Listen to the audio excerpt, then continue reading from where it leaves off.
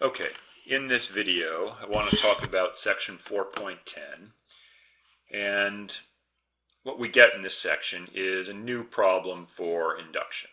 Section 4.9, we got one problem. Here we have a new problem, and this problem that we're looking at in section 4.10 is actually pretty simple, relatively straightforward, but the example that's used to illustrate it by Appia, and the example that Appia uses is the standard one to use, is a little bit challenging, not necessarily the easiest example to wrap your head around. So what I want to do right now is look at another example which makes basically the same point. Okay, so what we have here is a certain amount of evidence that I've collected, let's say. So I've seen all of these robins' nests, and in each one I've found that the eggs in the nest are always lined up on the north-south axis. So for whatever reason, they're always pointing, this way. And so consequently, on the basis of all this evidence that I have, I can draw this conclusion here, or I can form this generalization that all robin's eggs are lined up with the north-south axis. Okay, and in doing that, I've put together this argument here. Every robin's egg that I have seen has been lined up with the north-south axis. Therefore, my conclusion, all robin's eggs are lined up with the north-south axis. Now notice that this is just a standard enumerative induction.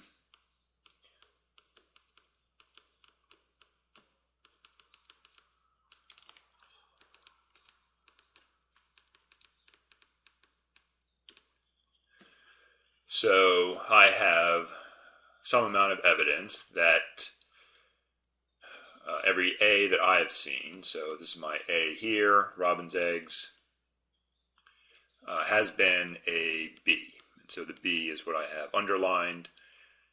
Every A has been a B lined up with the north-south axis. So my conclusion then is that all A's, all robin's eggs, are B's, lined up with the north-south axis. Okay, let me just give you one more term here. The B, what I have underlined, is what we will refer to in this section as the predicate, and that's just standard grammar there. The sentence that we're putting together here, the A is B, A, so jam a verb in there. Then obviously A is the subject, is B, and B is the direct object or the predicate.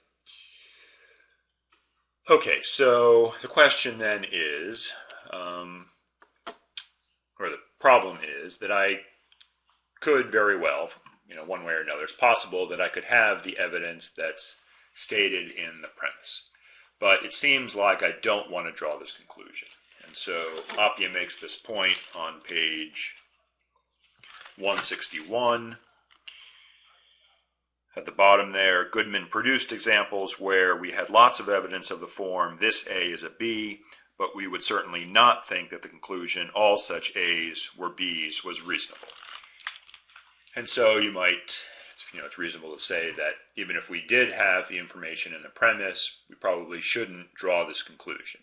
And the reason why we wouldn't want to draw this conclusion is simply because the predicate that we're focusing on here, the B, the lining up with the north-south axis, seems a little, just seems wrong. Seems a little superficial. If we're talking about robin's eggs, maybe their color, their size,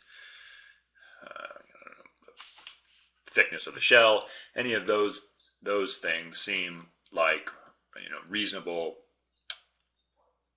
predicates that we might have here, but lined up with the north-south axis just seems a little bit off. And so, because it is, not really, because it seems kind of superficial, this seems like a risky conclusion to draw, even though just in general, if this premise was true, there seems to be nothing wrong with this conclusion. Okay, so then the larger problem here, of course, or not of course, but the larger problem here is that anytime we're collecting evidence of the form this A is a B, we have to make a decision about what we want the predicate to be. Anytime we're observing some event, we have whatever it is, that's the A, and we have to determine how we want to characterize it. And anytime we're in that situation, there's going to be multiple ways of characterizing the A. So every professor that you've seen has had numerous properties. And so it's just, if you want to draw a conclusion about all professors, you have to decide which properties, i.e. which predicates you want to use. And the same goes for anything. Every undergraduate you've met, every city you've been in, there's lots of ways of characterizing any of those things. Those would all be the A's. And so you need to pick out the appropriate property, the appropriate thing to be the predicate in order to, well, you need to pick out some predicate just to draw your conclusion. And of course, you want it to be the right predicate. But how do you know which is the right predicate to focus on? And then just to point out that this is, no small problem. If you've read section 413, you know that these conclusions that we're drawing, these generalizations, these sentences of the form all A's or B's, we want these to be laws of nature. We want to understand the way the world works in terms of these kinds of sentences. And the only way to sort of come up with these kinds of sentences without examining every single thing in the universe is to put together an enumerative induction. But